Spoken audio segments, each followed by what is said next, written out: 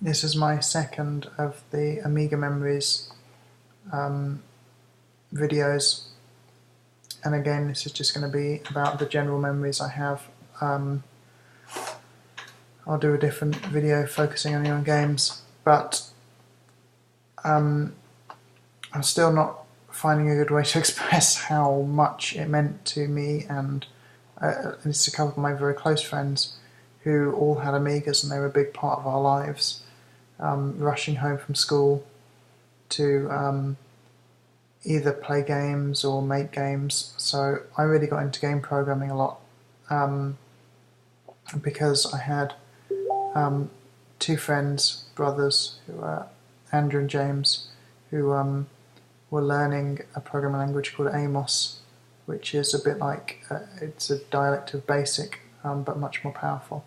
They had a lot of help from their father, who is still a very competent programmer, and he was making very interesting games. I remember some kind of music game where you had a character walking around and on various platforms, and I think solving music-based puzzles. But the programming was very good because it's so creative.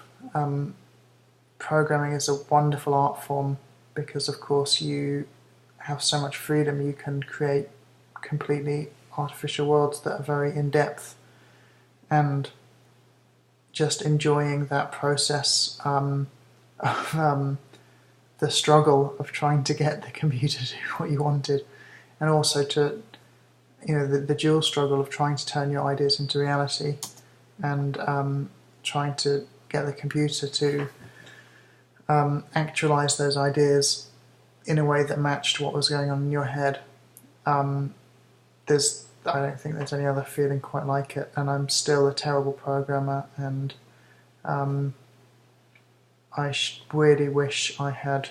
The thing I really wish I'd done more than anything else is read the magazines more carefully, particularly the more serious magazines like Amiga Format, and Amiga User International, and Amiga Computing. But more than anything else, I should have worked hard to get some books. Really should have hunted down some more books, because I had the Amos Professional Programming Handbook that came with Amos, and the only other thing we had was a very basic book on games programming that told you how to make 5 different types of games, but each one was sort of half finished, and finishing the game was left as a project to the reader.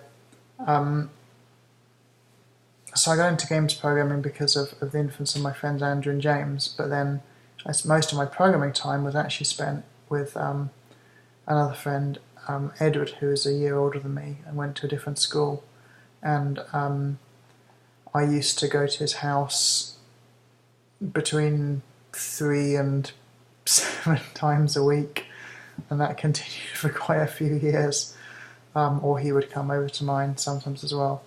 But we'd see each other very, very regularly, and that would be mainly time spent playing games to get ideas, but also a lot of time spent creating games, and it was just the most fun I've ever had in my life, absolutely.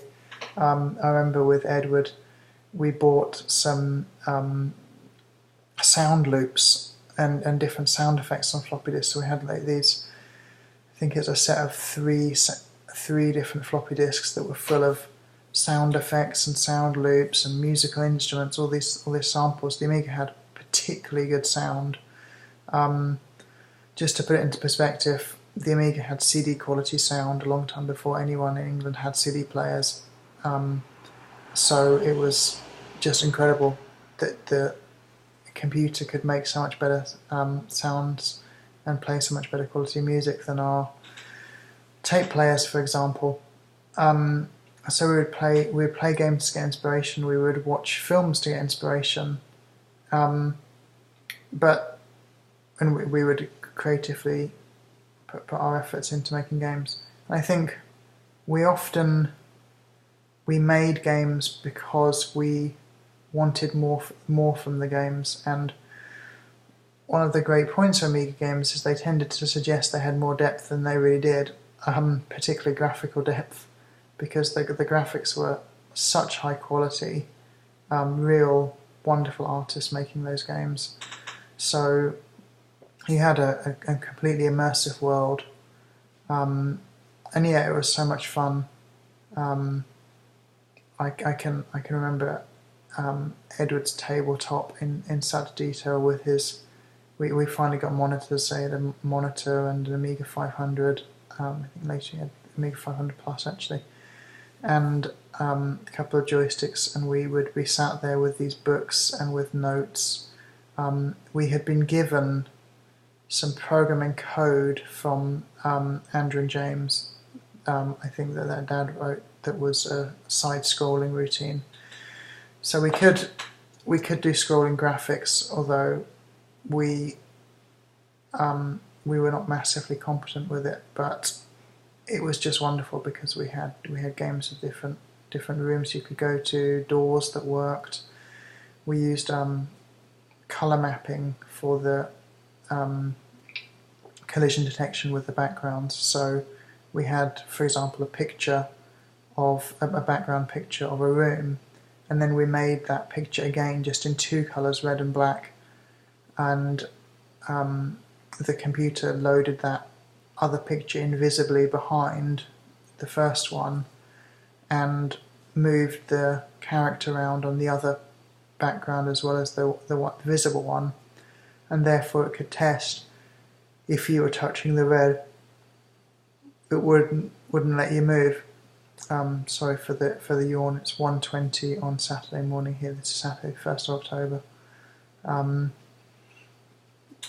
So we learnt about that kind of thing, and it was just so much fun, and we learnt so much, and the creative process was amazing. The technical process was amazing, although very, very frustrating because neither Ed and I really knew what we were doing. And yeah, all I can say is just the small amount of regret is that I really wish I had taken it more seriously and we'd gone to the books, because I still believe books are the absolute most important way to learn anything, really. If someone's been there before you, their book sort of can take you on a journey through it, and even if you do something completely different to what they did, you can get so many ideas. Other fun Amiga memories are just playing around, having floppy disks and copying games. My friend Michael had a good supply of floppy disks, and I remember they were 27p for a disc with a label. The Amiga was a very expandable computer, but I never really expanded it. So my Amiga was an Amiga 500, which came with 0.5 MB of memory. But when I bought it, the company actually gave you 0.5 MB of memory as well. So it was a 1 MB Amiga. And I knew a couple of my friends had Amigas that only had 0.5 MB, so I wrote on all my games 1 MB only, which was untrue. Most of them would run fine on 0.5 MB. But it's just incredible to think 512 kilobytes of memory with a game that often would fit onto a single 720k floppy disk. And now, you know, you've probably got a memory stick somewhere, a USB memory stick that's, what, 32 gigabytes, 64 gigabytes, 128 gigabytes. These kind of things are just routine for us. We have such unlimited storage capacity, but at the time, I remember sort of having floppy disks and organising the floppy disks. We never had any. I never met anyone who had a hard disk for the Amiga. One of the design faults of the Amiga, or rather a bad decision on the part of the Amiga, was that Commodore, the company that made Amiga, made very, very poor quality and very expensive accessories. Their idea being that a huge third-party market would flourish around it, but that only happened a bit. So there were many accessories, but they were not. The prices were high, I think it's fair to say. Even in those days, the prices were slightly high. So people would do things like buy a SCSI hard drive controller and then daisy chained some cheaper PC hard disk onto it instead of buying a packaged Amiga hard disk. But I never really expanded my Amiga, and again, I obviously should have done. I do remember reading all those Amiga magazines and just thinking about how good it would be to have those accessories. Even just getting a second floppy drive would have made a huge difference, but it was a lot of money in those days. I think a floppy drive was probably £40 to £70, and one of the cool things about the Amiga though was you could buy floppy drives that had a floppy drive port on the back, and you could connect up to 4, I believe, together. So you could essentially have five floppy drives, although many games wouldn't even recognise the second floppy drive. That was always one of the problems with the Amiga, was that you'd had games would not recognise more memory, or not, you know, the game would say please put the disk number 2 into floppy drive 0, which meant the drive built into the machine. Just other things I remember from the Amiga were the public domain games, or public domain software. The idea of public domain was that you weren't allowed to charge a fee for it. You would just basically cover your costs, but obviously everyone built in a tiny little profit margin. But it meant you could get discs that were like £1 each, and people would sell big collections of these.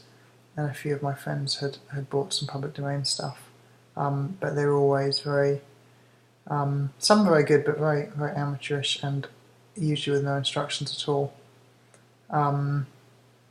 So I'm going to do another video about some games, and